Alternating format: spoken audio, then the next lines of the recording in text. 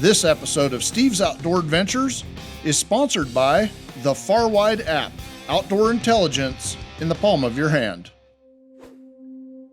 The Patagonia landscape, not unlike most of the American West, is transitioning from late summer to fall. The colors are turning from green into reds and yellows. The temperatures are dropping, and the vast river bottoms that stretch for miles, filled with brown and rainbow trout, become an incredibly scenic part of the foothills in the shadow of the not-so-distant Andes Mountains.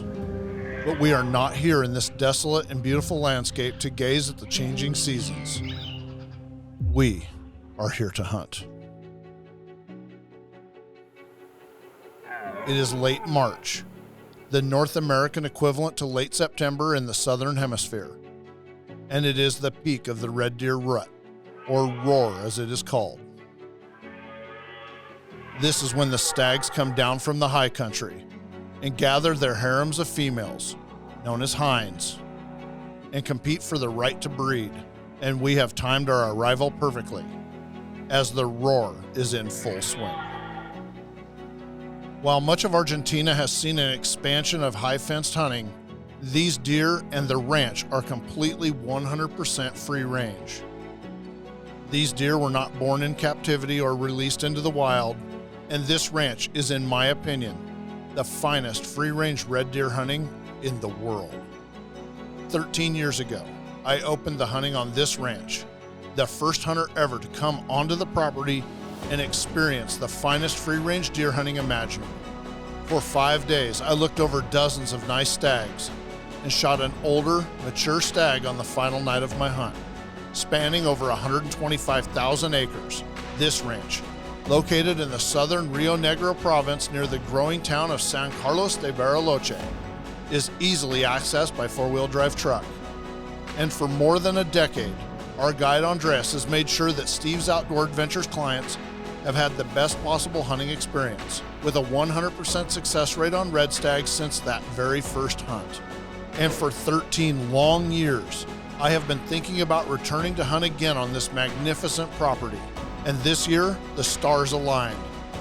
After 2 years of pandemic travel restrictions, the border and travel reopened. And on short notice, we were able to book flights and return to Argentina for what I knew would be another epic red stag hunt. So we headed out to the shop, otherwise known as the hangar, and got packed up and ready to go. Been waiting a long time to have a place like this. Call it the hangar. What makes this place special is that our studio's upstairs. We got my jet boat in here. We park a truck in here. We've got the UTV in here. We have everything in one place. Allows me to stay super organized. It just allows me to be perfectly prepared for every trip we go on. I don't have to chase all my gear down everywhere because we're going to a place called Argentina. It's got some special red deer hunting opportunities out there that you don't get anywhere else in the world. The best free-range red deer hunting in the world, bar none. I'm gonna take a spare scope and a gun repair kit with me. Gonna take my Burris night thermal. Got the BTH-50 with me. Got my binoculars, make sure they're in here. Yep, binoculars are in there. Got my Signature Series Burris 10x42s.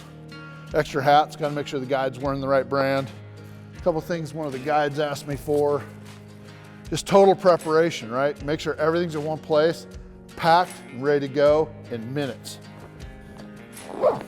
This week we're gonna take 2 of the new Bergara rifles with us. They're the carbon fiber models that just came out. This one's the MG Light. I topped it with the Burris 4-20. We've got a custom turret on top of it. It's shooting the same Pendleton ammunition, identical load as the other gun that we're taking. Both of them are chambered in 6.5 PRC. I've always considered the 6.5 maybe what would be considered like a fringe elk caliber. Red deer are just slightly smaller than most of the elk. I think it's gonna do just fine on those animals. Nice flat shooting cartridge, super accurate. But anyway, this is the MG Light. Dakota Russell from Bergara Rifles is coming with me. I think this is his personal favorite. He likes to fold the stock and put it on his backpack. Super compact, lightweight gun, magnesium stock. It's kind of a chassis look and feel to it. Once again, super accurate. I'm bringing this gun specifically for him. So I'm gonna get that one put in the soft case. Now I travel a little bit different than most. I don't use a traditional gun case. I use the Tough Packs. Got a couple of spare magazines I'm gonna put inside the case here. But in this Tough Pack, I put the cases straight down on the inside of this. They travel more like golf clubs than they do guns. Let me grab my other rifle. This is the gun that I'll be using. It's the exact same rifle that I used on my caribou hunt this past year. It's super sharp tack driver. This is the Divide. That's the other carbon fiber gun. Once again, 6.5 PRC, both rifles shooting the exact same ammunition. What's special about this gun, so this is the very first big game hunt ever with the new Burris Eliminator 5. 4:20 magnification, and absolutely the best glass possible inside this scope. The optical clarity is second to none. I'm really impressed with it. And of course, everybody knows I love the Eliminator scope. So I'm gonna get this gun, put in its soft case. Once again, I'm traveling a little different than most because I want to look like I got golf clubs instead of firearms. They get handled differently. Drop them all down inside the case. Nice snug fit. Put my TSA lock on the top, latch it down, and I'm good to go. This ain't the PGA Tour, folks. That's 6.5 PRC Tour right there, ready to head for Argentina.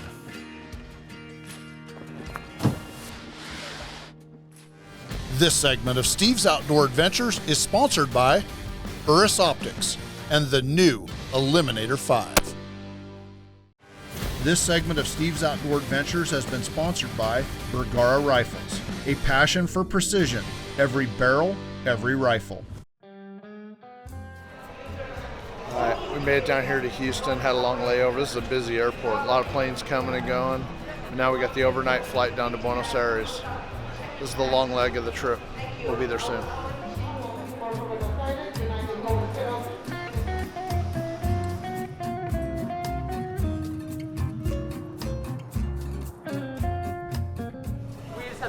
We just landed here in Buenos Aires. Got through on the fast pass. Now we're just waiting for all of our bags to come off. We got one in, so we know some of them made it. As soon as they get through here, I go over to the police station where I do my gun permit paperwork. It's always kind of a rush when you get here just to get out of the airport. You know, once you're out of the airport, you're in a wonderful big city, but it's a wonderful city. And then it's just a matter of time before you're down in Bariloche.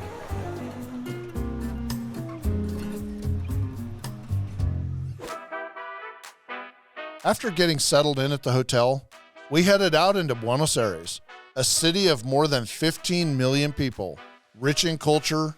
It is a must-see for any tourist. Then, we headed to my favorite local restaurant for a group dinner. I was happy to see that it had survived the pandemic, and I was even happier to see that the incredible food hadn't changed a bit.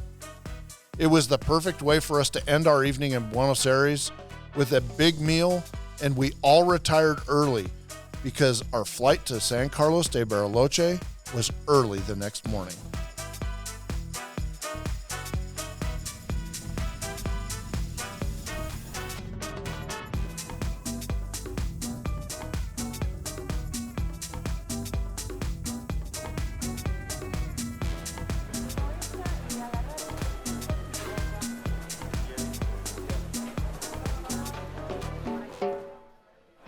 All right, we're through security, on our way over to the police. Got to get the guns, take care of the paperwork. We'll be on our way. Hopefully this won't take long.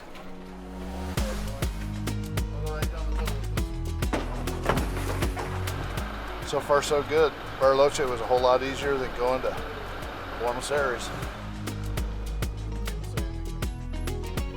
All right, we're all set up here at the house where we're going to be hunting out of for the next week. It's a short drive to the ranch, really cush accommodations, couldn't ask for more. Beautiful view of the lake, and I'm just looking forward to getting the guns out, getting to the range, checking our zeros, and we're gonna be hunting before the end of the day. I know this.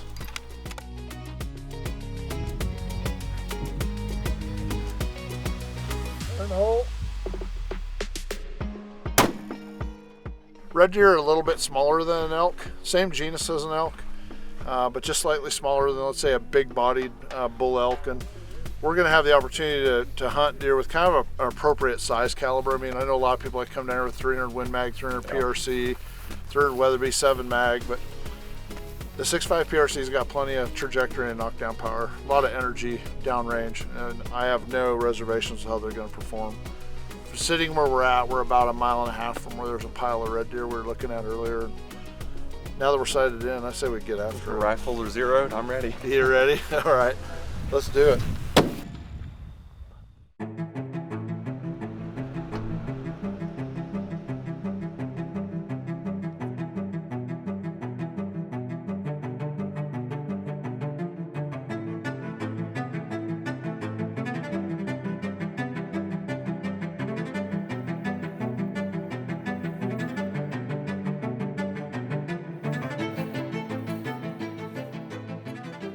Andreas wanted to set up at the bottom of a drainage where the stags would come out of their bedding areas and feed into the meadows. These are the same pastures where cattle and horses are found, but become the rutting grounds for the red stags when they migrate here for the roar each year. And tonight, we could hear the roars, and we had a front row seat to watch them fight for the right to breed the hinds. This segment of Steve's Outdoor Adventures has been sponsored by Pendleton Ammunition, loading bullets, one round at a time. Order your own official Steve's Outdoor Adventures t-shirts, hoodies, and hats on our website and social media pages. My alarm sounded off far too early the next morning, but the promise of rutting stags and bellowing roars got me up quickly. I laced my boots, ate a bit of breakfast, and we headed out. We entered the ranch in the dark. The plan was to get up high and use the new Burris Thermal BTH-50 to do some pre-dawn scouting and find groups of red deer before they disappeared into the rugged landscape. Yeah, that's pretty cool. We can actually see all the deer. Wi-Fi's the BTH-50 right to the smartphone. All those little white dots out there are red deer. I mean, you can hear them, obviously, but now I can sit here and smart scout.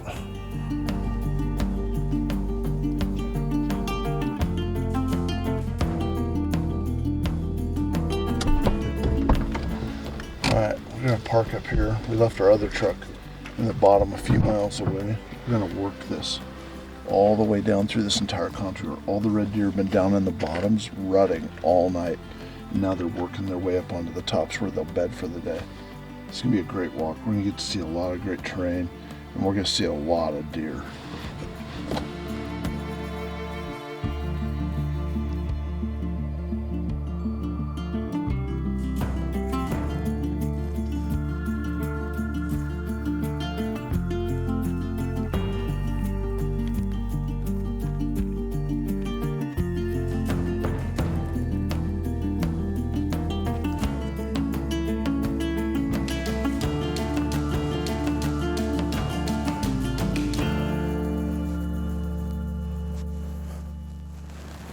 Deer just over the hill roaring over here, big stag somewhere. Just heard another one down here. There's a herd of deer down in the bottom feeding. He's right over the top of this.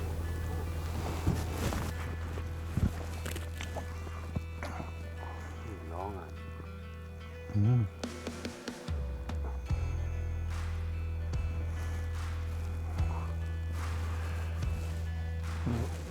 That little meadow up there looks nice. The meadow up there.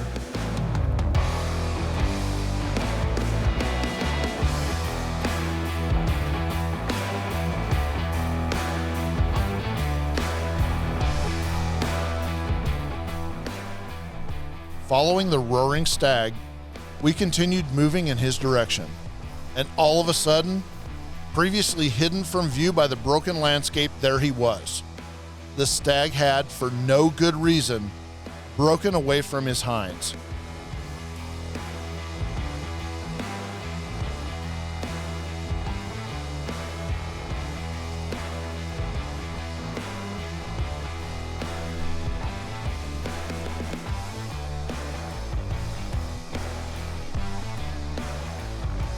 We had been looking for a whole herd of deer, but as a single, he had spotted us first.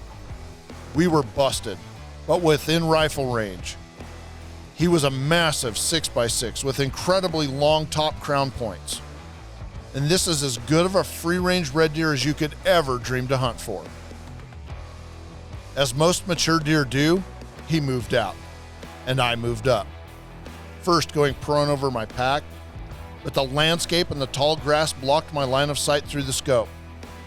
I went to a fence post, but by this time, he was on the move, and the post, it wasn't steady.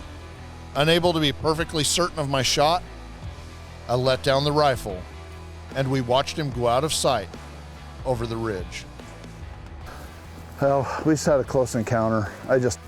My rest, I was too low. The grass was too high. He was under my line of sight. And then it just kind of fell apart after that. It happens. But we know he's up there and he's a giant stag. He's just a giant stag. 3-point crowns that are like this long, that long. Long, heavy. We're gonna get another look crack at him before it's over with if we want it. I don't think that. This segment of Steve's Outdoor Adventures has been sponsored by Pendleton Ammunition, loading bullets, one round at a time. This segment is sponsored by Adventure Armory, rifle, scope, and ammunition packages shipped, ready to shoot. If you'd like to book this week's adventure for yourself, give our office a call. We will gladly take your calls, answer your questions, and help you book the hunting or fishing adventure of a lifetime.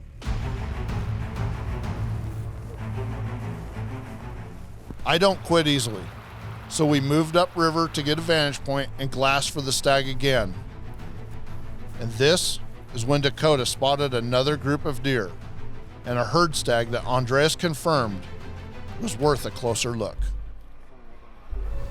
He's coming toward us. Probably thinks we're hinds. There's a big deer over here. It's another one. He's got I don't know, I call them like back scratches, almost like they drop back off the back. He's kind of bladed. He's unique. He's real wide. I've never seen a deer that looks like him before. I'm really torn right now because that big 6x6 that we just messed up on is back here behind us. And this is another big stag. Time to make a decision. The other 6x6 stag was incredible, and I truly believed that we could find him again. But this stag was equally good in his own right. Exceptionally wide, with long tines, and what looked like back scratchers.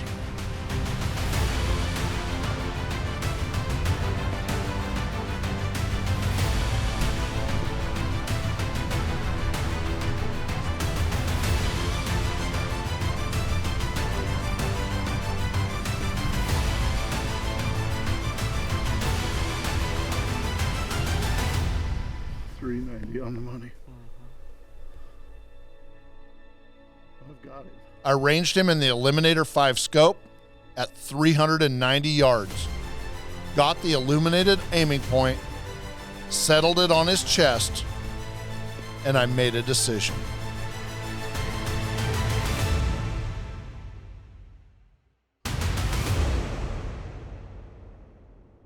Hit him again. When he stops. There you go! That's what I'm talking about. Good job, man. That was a hell of a unique bull. That's Oh, yeah. Woo! There you go. That's pretty awesome. Yeah, good job, Steve. When he roared looking at us, Oh, yeah. holy cow. That's whenever I saw him way off down there. I was like, bouncing in his position. Those pickers are wild. Right on, right on, far away.